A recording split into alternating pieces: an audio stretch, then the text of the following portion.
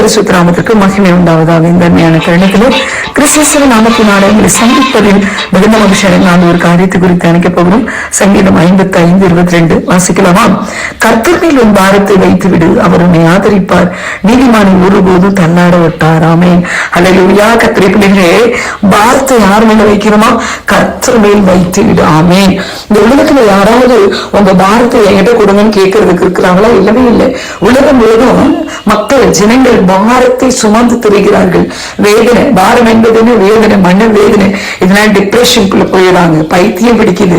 இதனால ஒருத்தருக்கு ஒருத்தர் பயங்கர மன உளைச்சல சண்டை போட்டுக் கொள்கிறார்கள். இன்னும் கேட்டீங்கன்னா அதுக்கு அடுத்து ஸ்டெப்பா போயிட்டு பயங்கரமான கொலைகள் கூட நடக்குது. பாரம், தன்னுடைய பாரத்தை என்ன செய்யறதுன்னு தெரியல. ஒவ்வொருத்தருக்கும் ஒரு விதமான பாரம் இருக்குல்ல உலகத்துல.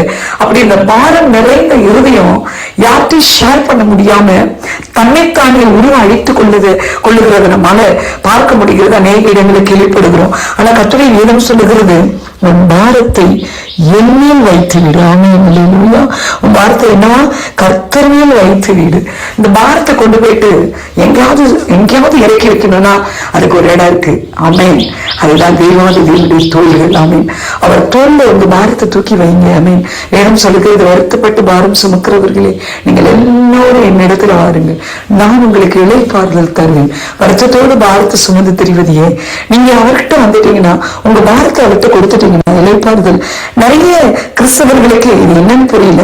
பாரத்தை இயேசுகிட்ட கொடுக்கறாங்க தான், ஜெபிக்கிறாங்க தான், ஆனா திரும்ப போகும்போது எடுத்துட்டே போயிடுறாங்க. அந்த மன வேதனை, மன உளைச்சல திரும்ப அவங்களுக்குள்ள போயிட்டே இருக்கு. காரணம் என்ன? கர்த்தரை நம்பி கொடுக்க நீங்க பயப்படுறீங்க. கர்த்தரை நம்பி கொடுக்க முடியல, கொடுக்க தெரியல. அது எப்படி கொடுக்கறது? நான் கொடுத்துதான் என்னவா இருப்பேன் அப்படின்னா ஃப்ரீயா இருப்பேன். ஐ மீன் கொடுத்துட்டா என்னவா இருப்பேன்? ஃப்ரீயா இருப்பேன். எனக்கு ஒரு பாரம் இருக்கிறது. என் குடும்பத்தை எப்படி நான் நிர்வகிப்பேன், என் குடும்பத்தினுடைய பினான்சியலை எப்படி நான் பார்த்துப்பேன், சபையை எப்படி கட்டுவேன், என் பிள்ளைகளை எப்படி படிக்க வைப்பேன், என் ஊழியத்தை எப்படி நிறைவேற்றுவேன், இப்படி நிறைய பாரங்கள் எனக்கு இருக்கு. அதை எடுத்து எங்க கொடுக்கணும்? ஆண்டவருடைய கருத்தில் கொடுக்கணும். அப்பா, என் பாரத்தெல்லாம் எடுத்து உங்ககிட்ட கொடுக்குற, இதெல்லாம் உங்க பொறுப்பு அப்படின்னு கொடுத்துட்டு அதை குறிச்சு யோசிக்காம இருக்கிறதுதான் பாரத்தை கொடுத்து விட்டதாக அர்த்தம். கொடுத்துட்டு திரும்ப திரும்ப அதையே நினைச்சுக்கிட்டு இருந்தா அது கொடுத்தது அல்ல. ஆமென். அல்லேலூயா. இன்னைக்கு தேவ பிள்ளைகளே, அதை செய்ய தவறுவதனாலதான் நமக்கு என்ன வருதுங்க? பயங்கர துக்கமும் அழுகையும் கண்ணீருமா இருக்கிறோம். அப்படியே எடுத்து அவர்கிட்ட கொடுங்கல, அவர் வாங்கி கொள்ள ரெடியா இருக்கிறார். நீங்க அவர்கிட்ட சப்மிட் பண்ணிட்டு நீங்க ஹாப்பியா, நீங்க ரொம்ப சந்தோஷமா இருங்க. எப்படி இல்லாம சந்தோஷமா இருக்க முடியும்? நாளைக்கு என் பிள்ளைக்கு ஃபீஸ் கட்டணும், அவ்வளவு பாரமா இருக்கு, எப்படி நான் சந்தோஷமா இருக்க முடியும்? நீங்க இருந்து பாருங்க, ஃபீஸ் அவர் கட்டுவார். ஆமென். அல்லேலூயா. அது மட்டும் இல்ல, அவர் உன்னை ஆதரிப்பார். இந்த பாரத்தை கொடுக்கிறவங்களா இருந்தா ஆதரவு அவர் கையில இருந்து வரும். ஆமென். எனக்கு எலெக்ஷன் வருது இல்ல, ஏப்ரல் 23 எலெக்ஷன் அனௌன்ஸ் பண்ணிருக்காங்க. உங்க ஆதரவு யாருக்குன்னு உலகம் கேக்குது. ஆனா கர்த்தர் சொல்றார், நானே உன் ஆதரவு. ஆமென். நீங்க அவர்கிட்ட பாரத்தை கொடுத்துட்டா உங்களை ஆதரிக்கிறவரும் அவர் தான். என்ன அப்படின்னா சப்போர்ட் பண்ணுவார். உங்களுக்கு என்ன காரியத்துல என்ன தேவைனாலும் அவரால் சப்போர்ட் பண்ணி அதை செயல்படுத்த முடியும். அந்த நம்பிக்கை முதல்ல உங்களுக்கு வரணும்.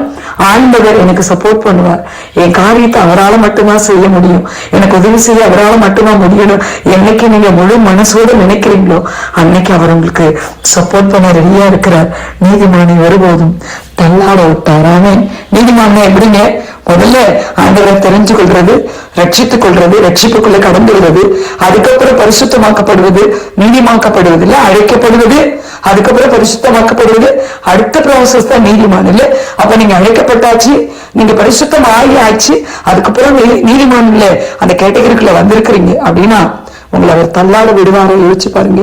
உங்க நினைவுலாம் அவர் தானே, உங்களுடைய எண்ணம் எல்லாம் அவர் தானே, உங்க வாழ்க்கையினுடைய ஆதாரம் அவர் தானே, ஆதரவு அவர் தானே. உங்களை எப்படி தள்ளாட விடுவார்? அதனால நீங்க ஒரு நாளும் தள்ளாட மாட்டீங்க. எங்கெல்லாம் ஒரு வேளை தள்ளாட்ட வருதோ அங்கெல்லாம் அவர் தாங்கி பிடித்து உங்களை தப்ப வைத்து வழி நடத்துவார். பயப்படாதீங்க, கர்த்தர் கூட இருக்கிறார். ஜெபிக்கலாமா? நல்ல தெய்வமே, இந்த நாள்ல எங்களோடு பேசின வார்த்தைக்காக நன்றியப்பா. அன்றைய கர்த்தர் மேல் உன் பாரத்தை வைத்து விடு, அவர் உன்னை ஆதரிப்பார், நீதிமானை ஒருபொழுதும் தள்ளாட விட்டார். பேசி இருக்கிறீங்களே, எங்க வாழ்க்கையில எங்களை ஆதரிக்கிற தெய்வமே, எங்களை காக்கிற தெய்வமே, எங்க பாரத்தெல்லாம் உங்ககிட்ட கொடுக்கிற ஐயா, திரும்ப எடுத்துக்கொள்ளாம இருக்க எங்களுக்கு உதவி செய்யுங்க. அப்படிப்பட்ட இருதயத்தை, விசுவாசத்தை எங்களுக்குள்ள வர்த்திக்க பண்ணுங்க. தொடர்ந்து இதை கேட்க போகிற பிள்ளைகளை ஆசீர்வதியும். கிறிஸ்துவின் நாமத்தில் பிதாவே, ஆமென். God bless you all. கிறிஸ்துவுக்குள் பிரியமான சங்கமம் தமிழ் கிறிஸ்தவ வானொலி நேயர்களுக்கு அன்பின் வாழ்த்துக்கள். இன்றைய மன்னா, நம்முடைய தேவனாகிய கர்த்தரை உயர்த்தி அவர் பாதப்படியிலே பணியுங்கள், அவர் பரிசுத்தமானவர். சங்கீதம் 99:5. பிரியமானவர்களே, ஒரு காலத்தில் நீங்கள் வசதி படைத்தவராக இருந்திருக்கலாம்.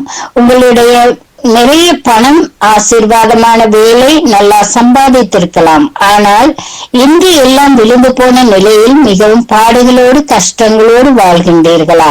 கர்த்தர் உங்களை பார்த்து சொல்லுகிறார், நீ விழுந்து போனாலும் உன்னை நான் தூக்கி எழுப்புவேன். கடந்த காலத்தில் வாழ்ந்ததை போல திரும்பவும் உன்னை கட்டி எழுப்புவேன் என்று. தலைகுனிந்த இடத்தில் உங்கள் தலையை நிமிரச் செய்ய போகிறார். அவமானப்பட்ட இடத்தில் உங்களை புகழ்ச்சியும் கீர்த்தியுமாக உயர்த்த போகிறார்.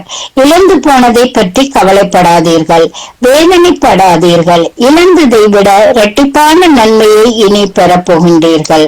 கொஞ்ச காலம் நீங்கள் பாடு அனுபவித்திருக்கலாம். அந்த பாடுகளை நீக்கி உங்களை தலையை நிமரச் செய்து உங்களுடைய வாழ்க்கையில் செழிப்பை தர உங்கள் தேவன் காத்து கொண்டிருக்கிறார். கர்த்தர் நல்லவர் என்பதை ருசித்து பாருங்கள், அவரை நேசித்து பாருங்கள், அவர் வார்த்தைக்கு கீழ்ப்படிந்து பாருங்கள். ஆசீர்வாதம் மழையால் நனைந்து செழிப்பான வாழ்க்கை வாழ்வீர்கள். கர்த்தர் தாமே உங்கள் ஒவ்வொருவரையும் நிறைவாக ஆசீர்வதிப்பாராக. ஆமென். God bless you.